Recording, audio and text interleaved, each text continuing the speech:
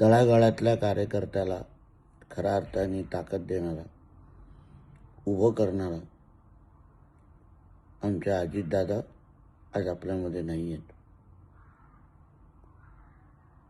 कार्यकर्त्याला खऱ्या अर्थाने घडवायचं कसं, ताकद कशी द्यायची, त्याच्या मागे कसं उभं राहायचं, हे अजितदादांनी महाराष्ट्राच्या राजकारणामध्ये दाखवलं आणि शिकवलंही. मंत्रिमंडळामध्ये त्यांच्याबरोबर काम करत असताना ज्या कामाच्या पद्धतीबद्दल आम्ही ऐकलेलं, प्रशासनावर असलेली त्यांची पकड आणि निर्णय घेण्यामध्ये, धाडसी निर्णय घेण्यामध्ये त्यांची असलेली तयारी, या सगळ्या गोष्टी जवळून पाहण्याची संधी मला मिळाली. महाराष्ट्राच्या राजकारणामध्ये एक फार मोठी पोकळी आज निर्माण झालेली आहे.